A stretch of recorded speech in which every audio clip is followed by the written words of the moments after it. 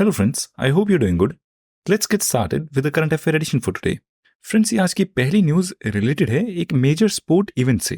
Friends, हालांकि ये conception है कि यूपीएससी में स्पोर्ट्स रिलेटेड क्वेश्चन नहीं पूछे जाते, बट ऐसा कोई सेट लॉ नहीं है। हाँ, एक ट्रेंड है कि यूपीएससी स्पोर्ट्स स्पेसिफिक क्वेश्चन नहीं पूछता जिस तरीके से और गवर्नमेंट एग्जामिनेशंस में पूछे जाते हैं। But there have been instances जब यूपीएससी में टेस्ट क्रिकेट वर्ल्ड कप या फिर फार्मूला 1 से रिलेटेड क्वेश्चन पूछे गए हों, और इसीलिए इस मेजर न्यूज इवेंट की बात करते हैं। फ्रेंड्स, अभी रिसेंटली फाइट की वर्ल्ड चेस चैंपियनशिप कंक्लूड हुई है और इस प्रेस्टिजियस चेस चैंपियनशिप को इस साल जीता है इंडिया के चेस प्लेयर जिनकी उम्र 17 साल है, डी गुकेश ने, जो चेन्नई से बिलोंग करते हैं। फ्रेंड्स, 17 साल की उम्र में वर्ल्ड चेस चैंपियनशिप को जीतकर डी गुकेश ने एक वर्ल्ड रिकॉर्ड को ब्रेक कर दिया है और एक नया वर्ल्ड रिकॉर्ड बना दिया है। He has become the youngest player ever to win this championship. इससे पहले ये रिकॉर्ड था गैरी कैस्परोव का, जिनकी उम्र थी 20 साल 1984 में। फ्रेंड्स, अब इस वर्ल्ड चेस चैंपियनशिप को जीतने के बाद डी गुकेश अब डायरेक्टली वर्ल्ड चैंपियन को फेस करेंगे, जो मैच होगा अगले साल। फ्रेंड्स, ये नेक्स्ट न्यूज रिलेटेड है पॉलिटी एंड गवर्नेंस से। इसका कॉन्टेक्स्ट है केरला के गवर्नर के द्वारा पास किए गए 5 पेंडिंग बिल्स। जिन रुके हुए बिल्स को लेकर केरला स्टेट ने सुप्रीम कोर्ट में पिटीशन भी की। आइए इस इवेंट की बात करते हैं। तो फ्रेंड्स, केरला के गवर्नर आरिफ मोहम्मद खान ने उनके पास पेंडिंग 5 बिल्स को असेंट दे दी है और ये बिल्स अब लॉ बन चुके हैं। फ्रेंड्स, केरला के गवर्नर का और केरला की गवर्नमेंट का ऑलरेडी सुप्रीम कोर्ट में एक लीगल डिस्प्यूट चल रहा था इन बिल्स के असेंट को ही लेकर।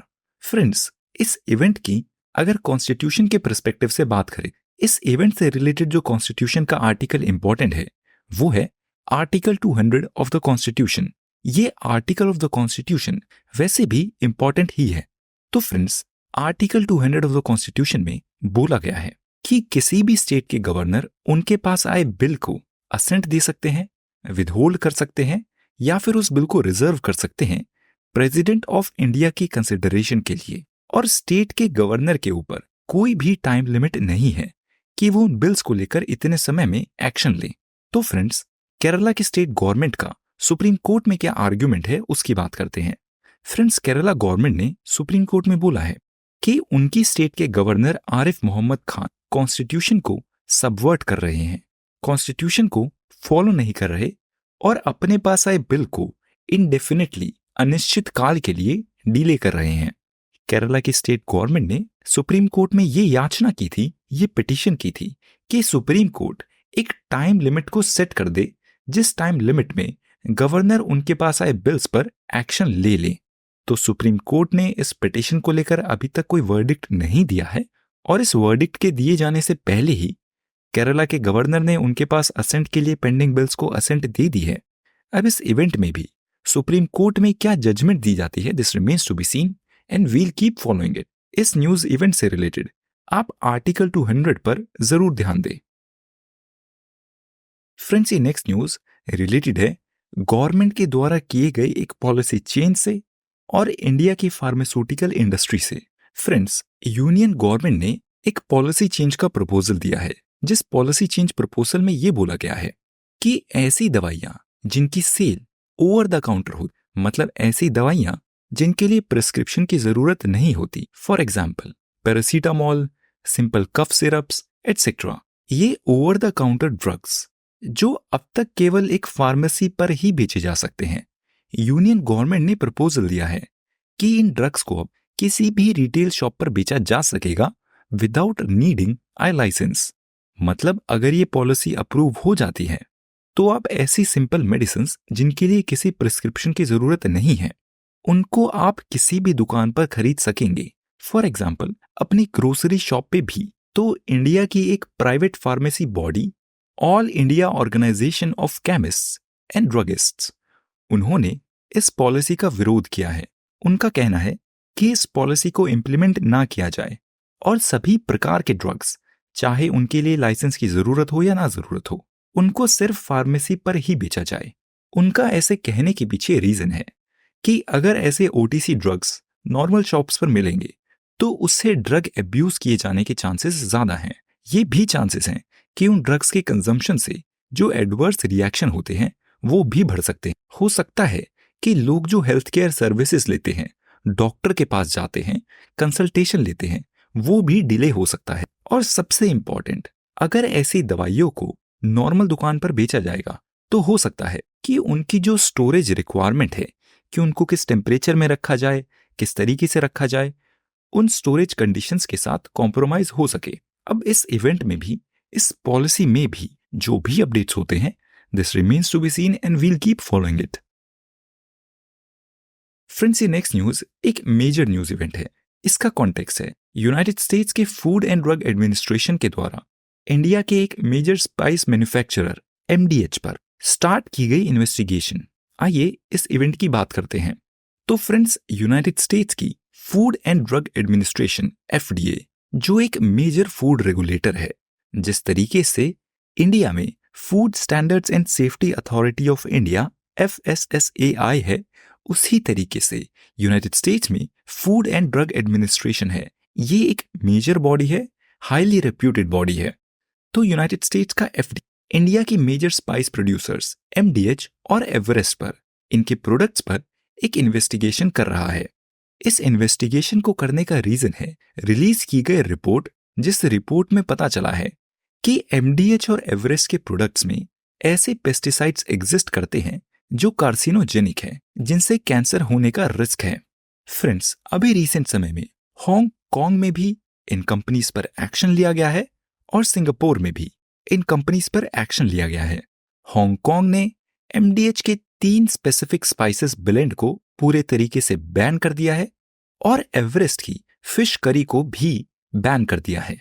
और सिंगापुर कंट्री ने एवरेस्ट कंपनी को ऑर्डर दिए हैं कि वो अपने स्पाइस मिक्स के, कि वो अपने मसाले के एक स्पेसिफिक प्रोडक्ट को रिकॉल कर दें, मार्केट से पूरे तरीके से वापस ले लें। उनका कहना है कि उनको पता चला है कि एवरेस्ट के उस स्पेसिफिक स्पाइस मिक्स में इथाइलिन ऑक्साइड की क्वांटिटी काफी ज्यादा है। फ्रेंड्स, अब आप इस इथाइलिन ऑक्साइड केमिकल को हमेशा याद रखें। यूपीएससी प्रिलिमिनरी में इस तरीके के क्वेश्चन पहले काफी बार पूछे जा चुके हैं। जब कुछ केमिकल्स के नाम दिए जाते हैं और पूछा जाता है कि ये केमिकल्स रिसेंटली न्यूज में क्यों थे, तो सिंगापुर का कहना है कि एवरेस्ट के इस स्पेसिफिक स्पाइस मिक्स में इथाइलिन ऑक्साइड के लेवल्स काफी ज्यादा थे and they were unfit for human consumption, क्योंकि इथाइलिन ऑक्साइड से एक कैंसर का रिस्क होता है। फ्रेंड्स, अब इस न्यूज इवेंट में भी जो भी डेवलपमेंट्स होते, we'll keep following them. Friends, ये नेक्स्ट न्यूज रिलेटेड है चल रहे इलेक्शन इवेंट से। तो फ्रेंड्स, लोकसभा इलेक्शन का सेकेंड फेज पूरा हो गया है। इस फेज में 13 स्टेट की 88 कॉन्स्टिट्यूएंसीज में इलेक्शन हुए थे। There were elections in 88 constituencies in 13 states. Lok Sabha election के इस सेकेंड फेज में वोटर टर्नआउट थी लगभग 61%, जो कि 2019 में हुए जनरल इलेक्शंस के कंपैरिजन में काफी कम है। 2019 में हुए जनरल इलेक्शन के सेकेंड फेज में वोटर टर्नआउट थी लगभग 70%, 69.44%। फ्रेंड्स, ये नेक्स्ट न्यूज रिलेटेड है सुप्रीम कोर्ट में दी गई एक मेजर जजमेंट से। अगर आप इस न्यूज एडिशन को फॉलो करते हैं तो आपको पता होगा कि सुप्रीम कोर्ट में एक मेजर पिटीशन पर सुनवाई चल रही थी, जिस पिटीशन में इंडिया के इलेक्टोरल प्रोसेस पर क्वेश्चन किए गए थे। इंडिया के इलेक्टोरल सिस्टम, ईवीएम्स और वीवीपैट्स की इंटीग्रिटी को लेकर सवाल किए गए थे। सुप्रीम कोर्ट ने इन पिटीशंस को सुना था और अपने जजमेंट को रिजर्व किया था, जिस जजमेंट को अब दिया जा चुका है। आइए उस जजमेंट की बात करते हैं। तो फ्रेंड्स, सुप्रीम कोर्ट ने अपने रीसेंट मेजर वर्डिक्ट में इलेक्ट्रॉनिक वोटिंग मशीन को अपहोल्ड किया है और बोला है कि ये मशीन्स बिल्कुल सेफ है और प्रोग्रेसिव है। और पिटिशनर्स जिनकी प्ली थी कि ईवीएम्स के इस्तेमाल को बंद कर दिया जाए और पेपर बैलेट्स के इस्तेमाल को शुरू कर दिया जाए, सुप्रीम कोर्ट ने पिटिशनर्स की इस रिक्वेस्ट को रिजेक्ट कर दिया है। आइए बात करते हैं कि सुप्रीम कोर्ट ने अपने इस वर्डिक्ट के पीछे क्या रीजनिंग की है। सुप्रीम कोर्ट ने बोला कि ईवीएम से पहले एग्जिस्ट करने वाला पेपर बैलेट सिस्टम वीक था और इनएफिशिएंट था। सुप्रीम कोर्ट में ऑब्जर्व किया जाता है कि ईवीएम सिस्टम के काफी ज्यादा एडवांटेज हैं, स्पेशली गिवन कि इंडिया का इलेक्टोरेट का साइज काफी बड़ा है। इंडिया में लगभग 97 करोड़ वोटर हैं जो जनरल इलेक्शंस में पार्टिसिपेट करते हैं। सुप्रीम कोर्ट में बोला जाता है कि अगर पेपर बैलेट्स को फिर से इंट्रोड्यूस किया जाता है तो वो over the period election commission of India के द्वारा किए गए इलेक्टोरल रिफॉर्म्स को रिवर्स कर देगा।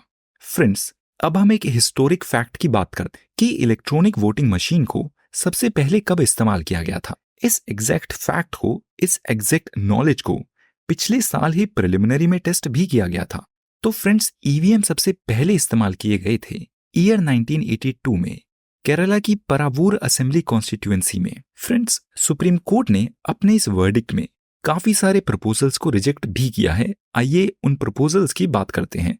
तो फ्रेंड्स, सुप्रीम कोर्ट ये भी रिजेक्ट करता है कि ईवीएम के साथ जो voter verifiable paper audit trial VVPAT machine है, उसमें प्रोड्यूस की गई स्लिप को हर एक वोटर खुद रिव्यू करे, अपने हाथ से चेक करे।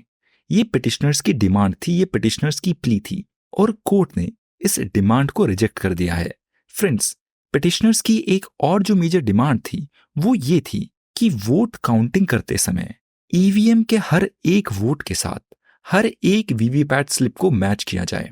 फिलहाल जो प्रैक्टिस है, इसमें हर एक कॉन्स्टिट्यूएंसी में रेंडमली 5% ईवीएम और वीवीपैट मशीन्स को मैच किया जाता है और उसमें काउंटिंग की जाती है। तो पिटिशनर्स की डिमांड थी कि इस काउंटिंग को 100% कर दिया जाए और सुप्रीम कोर्ट ने इस डिमांड को रिजेक्ट कर दिया है और बोला है कि फिलहाल एग्जिस्ट करने वाली प्रैक्टिस जिसमें केवल 5% बूथ्स में ही ईवीएम और वीवीपैट मशीन्स को क्रॉस वेरीफाई किया जाता है, ये सिस्टम, ये नंबर बिल्कुल सही है। फ्रेंड्स, ये नेक्स्ट न्यूज रिलेटेड है एनवायरमेंट से। इसका कॉन्टेक्स्ट है तमिलनाडु स्टेट में किए जाने वाले एक सर्वे में, जिस सर्वे के बाद तमिलनाडु स्टेट गवर्नमेंट की कोशिश है कि उनके स्टेट में एग्जिस्ट करने वाले नीलगिरी तहर को एंडेंजर्ड स्पीशीज लिस्ट से हटाकर वल्नरेबल में शिफ्ट कर दिया जाए। तो फ्रेंड्स, तमिलनाडु की स्टेट गवर्नमेंट की कोशिश है कि नीलगिरी तहर को, जो केवल उन्हीं के स्टेट में एग्जिस्ट करता है, उसको एंडेंजर्ड स्पीशीज लिस्ट से हटा दिया जाए और इसके लिए एक सर्वे कंडक्ट किया जाएगा।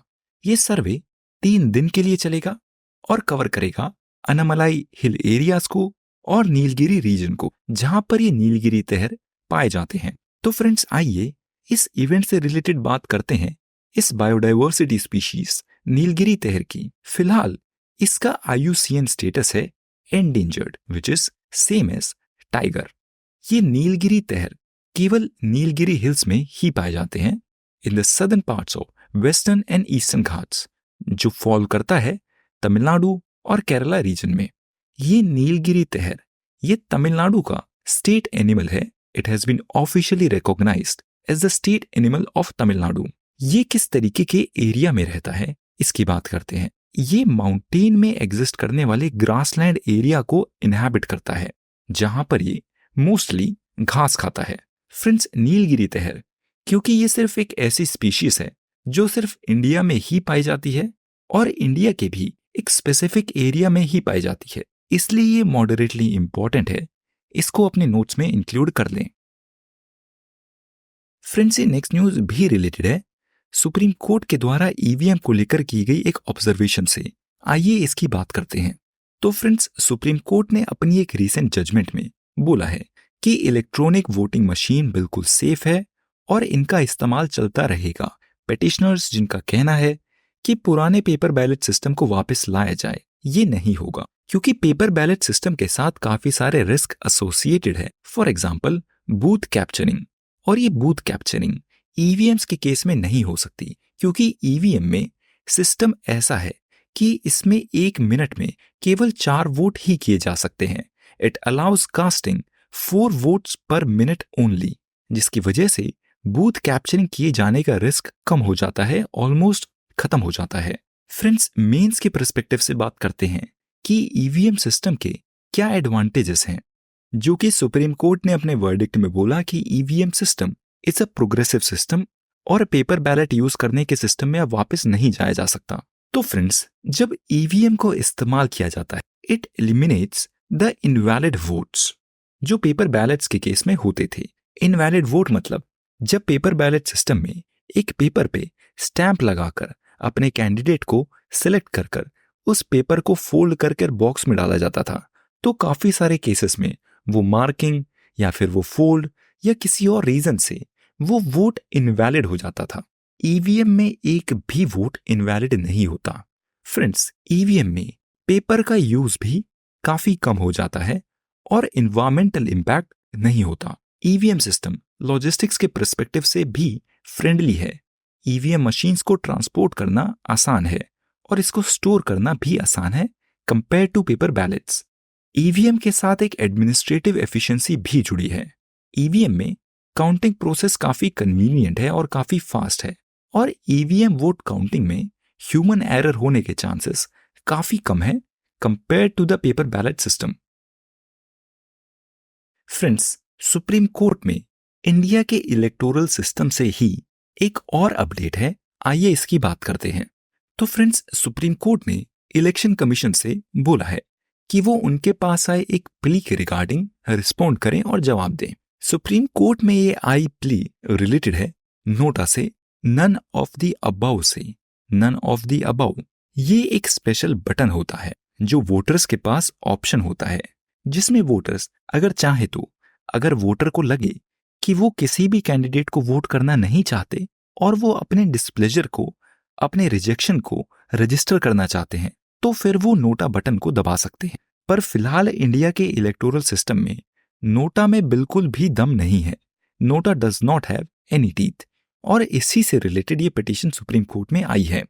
सुप्रीम कोर्ट में आई इस प्ली में बोला गया है कि ऐसी कॉन्स्टिट्यूएंसीज जिसमें नोटा को सबसे ज्यादा वोट मिले हों, ऐसी कॉन्स्टिट्यूएंसीज में फिलहाल एग्जिस्ट करने वाले सिस्टम जिसमें फ्रेश इलेक्शन नहीं होते और नोटा के बाद जो सेकंड मोस्ट वोटेड कैंडिडेट है उसको विनर घोषित कर दिया जाता है, ऐसा ना हो। अगर नोटा को सबसे ज्यादा वोट मिलते हैं तो फ्रेश इलेक्शन कराए जाएं।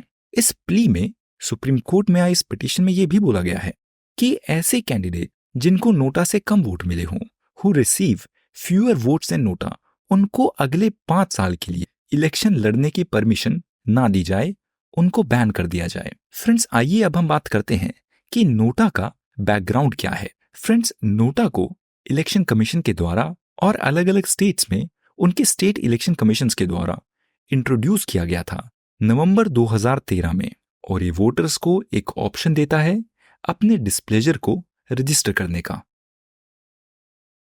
फ्रेंड्स, ये नेक्स्ट न्यूज रिलेटेड है इंटरनेशनल करंट अफेयर से, foreign policy and international relationship से।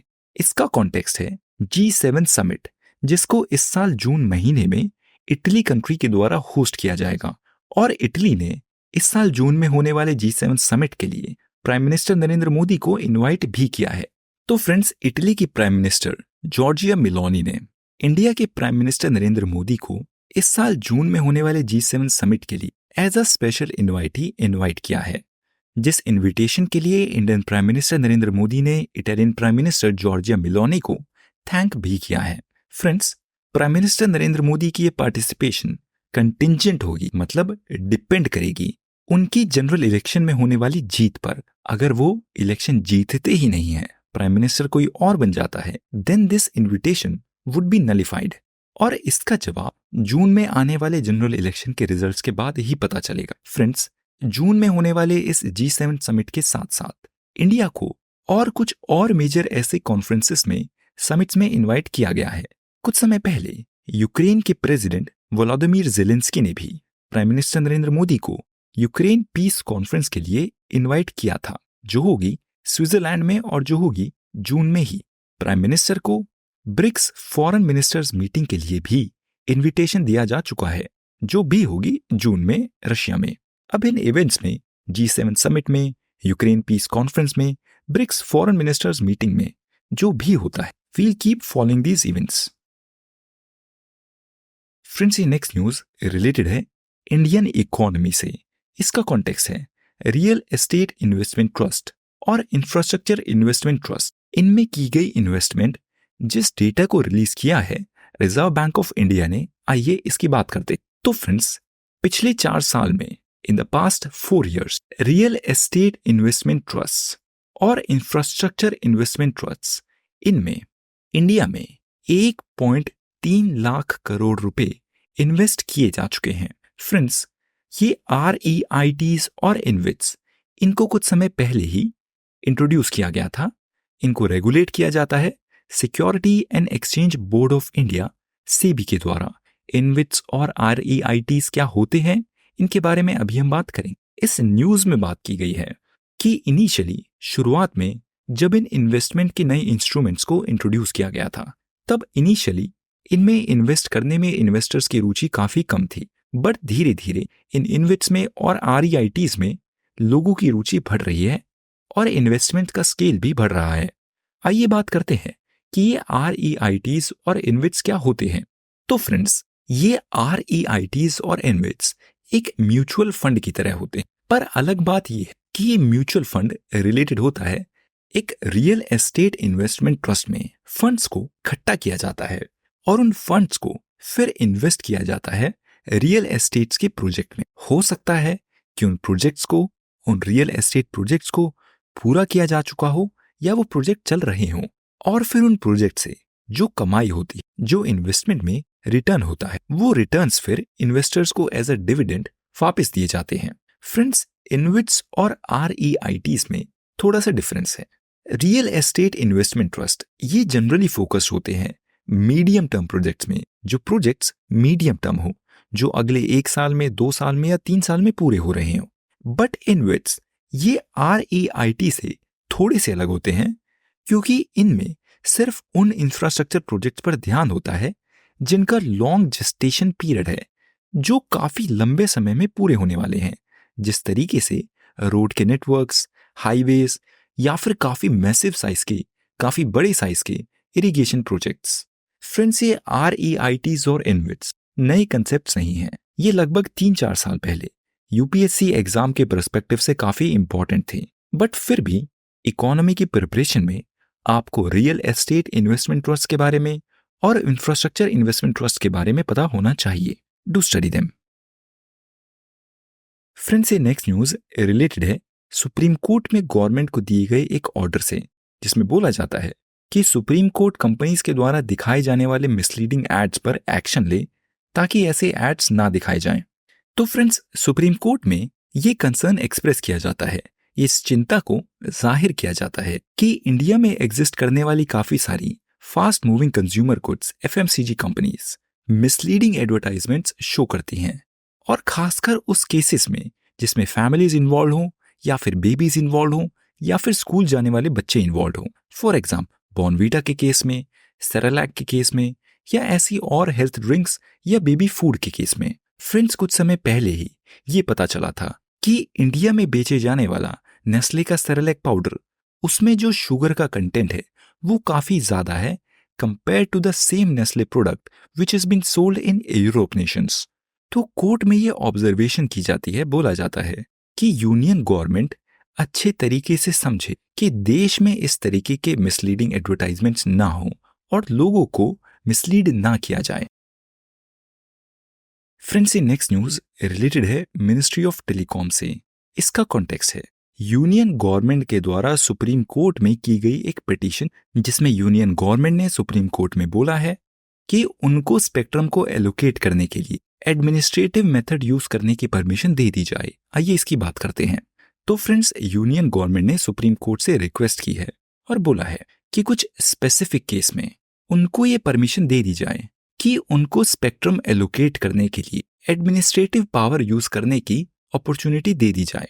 फिलहाल जो रूल है, जिस रूल के अकॉर्डिंग ये मैंडेटरी है कि जितने भी टेलीकॉम स्पेक्ट्रम को एलोकेट किया जाता है वो एलोकेशन केवल और केवल हो ऑक्शन के थ्रू। यूनियन गवर्नमेंट ने सुप्रीम कोर्ट में बोली है कि हम मेजॉरिटी ऑफ द स्पेक्ट्रम तो एलोकेट करेंगे ऑक्शन के थ्रू ही, कि सिर्फ कुछ कुछ स्पेशल केसेस में जहां पर नॉन कमर्शियल इस्तेमाल है या इंडिया की सिक्योरिटी, सेफ्टी या फिर डिजास्टर प्रिपरेशन इन्वॉल्व है, ऐसे इस्तेमाल के लिए उनको परमिशन दे दी जाए कि वो स्पेक्ट्रम को एलोकेट कर सकें बिना ऑक्शन किए। फ्रेंड्स, बात करते हैं कि एडमिनिस्ट्रेटिव एलोकेशन क्या होता है। What is administrative allocation? Friends, administrative allocation of spectrum ये एक तरीका है स्पेक्ट्रम को डिस्ट्रीब्यूट करने का, जिसमें गवर्नमेंट के पास पूरी डिस्क्रेशन होती है, मर्जी होती है कि वो जिसको चाहे उसको अपनी मर्जी से स्पेक्ट्रम दे सके। ये जनरली इस्तेमाल किया जाता है नॉन कमर्शियल पर्पसेस के लिए, या फिर उन केसेस में जहां पर इंडिया की सिक्योरिटी, सेफ्टी या फिर डिजास्टर प्रिपरेशन इन्वॉल्व हो। और ये उन केसेस में भी एप्लीकेबल होता है जहां पर ऑक्शंस नहीं किए जा सकते या फिर टेक्निकली उनको करना फिजिबल ना हो। फ्रेंड्स, स्पेक्ट्रम एलोकेशन के बैकग्राउंड की बात करें तो फ्रेंड्स, साल 2012 में सुप्रीम कोर्ट में एक लैंडमार्क जजमेंट दी गई थी और बोला गया था कि अब से इंडिया में जितने भी स्पेक्ट्रम को एलोकेट किया जाएगा वो सिर्फ और सिर्फ ऑक्शन के थ्रू किया जाएगा, जो कि एक फेयर और ट्रांसपेरेंट मैकेनिज्म है। फ्रेंड्स, इस इवेंट से रिलेटेड हम एक एक्सप्लेनर पीस को भी कवर करेंगे, सो स्टे ट्यून्ड। फ्रेंड्स, ये आज का पहला एक्सप्लेनर पीस स्पेक्ट्रम के एलोकेशन से ही रिलेटेड है। इसके बारे में वी जस्ट स्पोक अबाउट।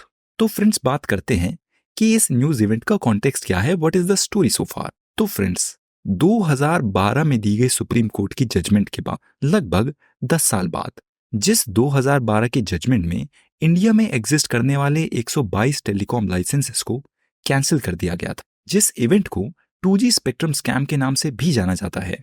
अब 2012 की उस मेजर सुप्रीम कोर्ट के वर्डिक्ट के बाद इंडियन गवर्नमेंट की रिक्वेस्ट है कि एग्जिस्ट करने वाले नए रूल में, जिस रूल में ये बोला गया है कि जितने भी स्पेक्ट्रम को एलोकेट किया जाएगा वो केवल ऑक्शन के थ्रू होगा, इंडियन गवर्नमेंट की सुप्रीम कोर्ट से रिक्वेस्ट है कि उनको केवल इतनी परमिशन दे दी जाए कि वो कुछ स्पेशल केस में स्पेक्ट्रम को एडमिनिस्ट्रेटिवली एलोकेट कर सकें और ऑक्शन प्रोसेस को बाईपास कर सकें।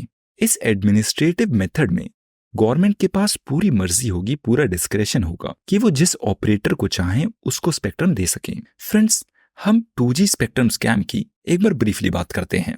तो फ्रेंड्स, साल 2008 में इंडिया में 122 2G लाइसेंस को दिया गया था अलग अलग ऑपरेटर्स को on a first come first serve basis, कि जो पहले अप्लाई करेगा उसको वो स्पेक्ट्रम दे दिया जाएगा। पर इन 122 2G लाइसेंस के एलोकेशन पर एक मेजर एलिगेशन थी कि इससे एक मेजर स्कैम जुड़ा है। फ्रेंड्स, फिर सीबीआई ने 2011 में इन 122 2G स्पेक्ट्रम्स के एलोकेशन को लेकर एक इन्वेस्टिगेशन को शुरू किया और पता चला कि इस first come first serve basis allocation करने से इंडियन गवर्नमेंट को, इंडिया के एक्सचेकर को लगभग 30,984 करोड़ रुपए का नुकसान हुआ है। फ्रेंड्स, फिर सुप्रीम कोर्ट में इन एलोकेशन को लेकर पिटीशन की गई और साल 2012 में सुप्रीम कोर्ट ने इन सभी 122 2G लाइसेंसेस को रद्द कर और बोला कि ये first come first serve basis पर जो एलोकेशन की गई है ये बिल्कुल गलत तरीका है। इस तरीके को मिसयूज किया जा सकता है और ये इंडिया की नेचुरल रिसोर्स को एलोकेट करने का एप्रोप्रिएट तरीका नहीं है। सुप्रीम कोर्ट ने अपनी 2012 में दिए गए वर्डिक्ट में बोला कि अब से जो भी एलोकेशन होगा, स्पेक्ट्रम का जो भी एलोकेशन होगा, वो पब्लिक ऑक्शन मेथड के थ्रू ही होगा। फ्रेंड्स, अब हम बात करते हैं कि यूनियन गवर्नमेंट ने सुप्रीम कोर्ट में लेटेस्ट पिटीशन क्या की है। तो फ्रेंड्स, सेंटर ने सुप्रीम कोर्ट में बोला है कि उनको केवल इतनी परमिशन दे दी जाए कि कुछ स्पेशल केसेस में, फॉर एग्जांपल जहां पर इंडिया की सिक्योरिटी, सेफ्टी या फिर डिजास्टर प्रिपरेशन इन्वॉल्व हो, कुछ ऐसे स्पेशल केसेस में उनको इतनी परमिशन दे कि वो स्पेक्ट्रम का एलोकेशन एडमिनिस्ट्रेटिव लेवल पर कर सकें और ऑक्शन ना करना पड़े। यूनियन गवर्नमेंट का कहना है कि इन स्पेसिफिक केसेस में जहां पर प्रॉफिट बनाने के चांसेस बहुत कम है, ऐसे केसेस में ऑक्शन करना फिजिबल नहीं है। The demand is very less than supply. Union government ने सुप्रीम कोर्ट में बोला है कि इन स्पेसिफिक केस में ये डिक्लेयर कर दिया जाए कि एडमिनिस्ट्रेटिव स्पेक्ट्रम इन स्पेशल केसेस में लीगल है, इलीगल नहीं है और एप्रोप्रिएट है। फ्रेंड्स, अब हम बात करते हैं पिछले साल पास किए गए एक मेजर बिल, टेलीकम्युनिकेशन एक्ट 2023 की, जो एक मेजर एक्ट है जिसने इंडिया की टेलीकॉम इंडस्ट्री को पूरे तरीके से ओवरहॉल कर दिया या कर देगा इन द कमिंग पीरियड, क्योंकि इसके प्रोविजंस बिल्कुल फ्रेश हैं। फ्रेंड्स, टेलीकम्युनिकेशन एक्ट 2023 में बात की गई है कि गवर्नमेंट के पास ये अथॉरिटी है कि वो स्पेक्ट्रम को एडमिनिस्ट्रेटिव लेवल पर असाइन कर सके कुछ स्पेसिफिक एंटिटीज को, जो एंटिटीज जो इस्तेमाल मेंशन है इस लॉ के फर्स्ट शेड्यूल में। वो अलग अलग रीजंस हैं, वो अलग अलग इस्तेमाल है इंडिया की नेशनल सिक्योरिटी, इंडिया का डिफेंस, लॉ एनफोर्समेंट और global mobile personal communication bye satellite providers like SpaceX या किसी और मेजर प्रोवाइडर्स के केस में। फ्रेंड्स, इस लॉ में स्पेक्ट्रम एलोकेशन से रिलेटेड एक और मेजर प्रोविजन ये है कि ये गवर्नमेंट को परमिशन देता है, अथॉरिटी देता है कि ऐसे स्पेक्ट्रम जो ऑलरेडी एलोकेट हो चुके हैं पर जिनको पूरे तरीके से इस्तेमाल नहीं किया जा पा रहा है, स्पेक्ट्रम के उस भाग को, सेकेंडरी असाइनी को, उस अनयूज्ड पार्ट को किसी और ऑपरेटर को असाइन किया जा सके ताकि उस स्पेक्ट्रम को और पूरे तरीके से एफिशिएंटली इस्तेमाल किया जाए। फ्रेंड्स, ये आज का एडिटोरियल है। इसका कॉन्टेक्स्ट है इंडिया के insurance regulator, insurance regulatory and development authority of India IRDAI के द्वारा दिया गया रीसेंट डायरेक्टिव, जिस डायरेक्टिव में IRDAI ने इंडिया में ऑपरेट कर रही इंश्योरेंस कंपनी को बोला है कि वो इंडिया के हेल्थ इंश्योरेंस को और एक्सेसिबल बनाएं और अफोर्डेबल बनाएं और ये इंश्योर करें कि इंडिया के सीनियर सिटीजन्स, जिन लोगों की उम्र 65 साल से ज्यादा है, उनको भी इंश्योरेंस मिल सके। तो फ्रेंड्स, इस पीस के ऑथर बोलते हैं कि इंडिया में आने वाले समय में इंडिया में सिग्निफिकेंट लेवल पर डेमोग्राफिक चेंजेस होने वाले हैं। इंडिया के सीनियर सिटीजन्स की पॉपुलेशन ड्रामेटिक लेवल पर, एक मेजर लेवल पर बढ़ने वाली, जहां साल 2022 में इंडिया में सीनियर सिटीजन्स का शेयर केवल 10% ही है। ये share, the share of senior citizen population in the India's demography will increase to 30% by 2050, जो कि यूनाइटेड स्टेट्स की पूरी पॉपुलेशन से भी ज्यादा होगा। और इस डेमोग्राफिक लेवल पर हो रही शिफ्ट को ध्यान में रखते हुए जरूरी है कि पॉलिसीज को भी इसके साथ साथ चेंज किया जाए। पर इस पीस के ऑथर इस डायरेक्टिव के साथ एक कंसर्न को भी एक्सप्रेस करते हैं और बोलते हैं कि IRDAI का ये डायरेक्टिव अब्यूज किया जा सकता है हेल्थ इंश्योरेंस कंपनीज के द्वारा, जो इस डायरेक्टिव को मानते हुए नई पॉलिसीज तो बना देगी कि सीनियर सिटीजन्स के लिए नई पॉलिसीज हैं विच दे कैन बाय, पर हाई चांसेस हैं कि वो पॉलिसीज काफी महंगी होगी, they will remain unaffordable for the majority. तो इस पीस के ऑथर बोलते हैं कि IRDAI के इस ऑर्डर को पूरे तरीके से सही स्पिरिट में इम्प्लीमेंट किया जाए, इंडिया के सीनियर सिटीजन्स हेल्थ इंश्योरेंस को खरीद पाएं और अफोर्ड भी कर पाएं। ऐसा ना हो कि कुछ एक सिर्फ elite group he in insurance को खरीद सके। फ्रेंड्स, ये आज का दूसरा एक्सप्लेनर पीस है। इसका कॉन्टेक्स्ट है इंडियन गवर्नमेंट के द्वारा लिए गए पॉलिसी स्टेप्स, जिस पॉलिसी स्टेप्स में इंडियन गवर्नमेंट की कोशिश है इंडिया में ईवी इंडस्ट्री को, इंडिया में इलेक्ट्रॉनिक व्हीकल्स की सेल्स को, प्रोडक्शन को बूस्ट करना। तो फ्रेंड्स, यूनियन गवर्नमेंट ने 15 मार्च को एक नई पॉलिसी को अप्रूव किया था। इस नई पॉलिसी के बारे में हमने पहले उस समय पर अपने रिलीज किए गए एडिशन में भी बात की। इस नई पॉलिसी में गवर्नमेंट की कोशिश थी कि इंडिया की ईवी इंडस्ट्री को मदद पहुंचाई जाए, इंडिया ईवीज का एक मैन्युफैक्चरिंग हब बने जो इंडिया के लिए डोमेस्टिकली ईवीज भी बनाए और कंट्रीज में और देश में भी ईवीज को एक्सपोर्ट। इस नई पॉलिसी में गवर्नमेंट ने एक इन्वेस्टमेंट कैप को सेट किया है कि जो इस स्कीम को इस्तेमाल करना चाहता है उसके लिए जरूरी है कि वो 4150 करोड़ रुपए मिनिमम इंडिया की ईवी इंडस्ट्री में इन्वेस्ट करें। आइए बात करते हैं इस पॉलिसी की। तो फ्रेंड्स, यूनियन गवर्नमेंट की कोशिश है इंडिया को ट्रांसफॉर्म कर देना as a major EV producing hub, और इंडिया में ग्लोबली एग्जिस्ट करने वाले मेजर ईवी प्रोड्यूसर जैसे कि टेस्ला या फिर चाइना की बिल्ड योर ड्रीम ऐसी कंपनीज को इंडिया में अट्रैक्ट करना ताकि वो इंडिया में आए और अपने लोकल प्रोडक्शन फैसिलिटीज को एस्टैब्लिश करें। तो फ्रेंड्स, इंडियन गवर्नमेंट ने ऐसा करने के लिए जो पॉलिसी चेंजेस किए हैं उसकी बात करते हैं।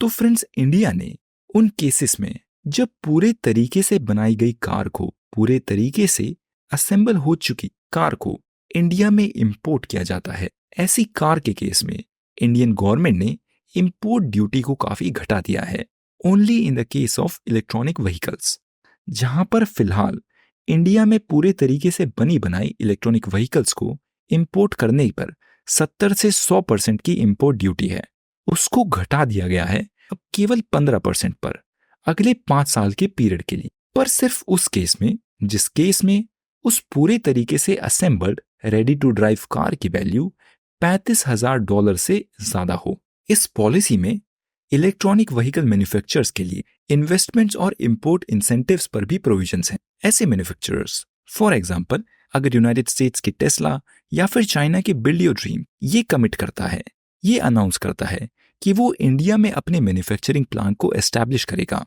और वो ऐसा करेगा अगले 3 साल में, तो ऐसे मैन्युफैक्चरर्स को इंडिया में अगर वो अपनी कार्स को इंपोर्ट करते हैं, उनको फिर कम इंपोर्ट ड्यूटी देनी पड़ेगी। पर इस पॉलिसी में कुछ इंपोर्ट लिमिट्स भी है। फॉर एग्जाम्पल, इस 15% के रिड्यूस्ड इंपोर्ट ड्यूटी रेट पर जितनी ईवीज को इंपोर्ट किया जा सकता है वो केवल लिमिटेड है 40,000 यूनिट। 40,000 यूनिट से ज्यादा 40,000 से ज्यादा ईवीज को इंडिया में इंपोर्ट नहीं किया जा सकता और एक साल में केवल 8,000 गाड़ियों को ही इंपोर्ट किया जा सकता है। और मैन्युफैक्चरर पर ये ऑब्लिगेशन है कि वो कम से कम $800 मिलियन की इन्वेस्टमेंट करे। Now that's all for today friends, see you in the next edition, good bye.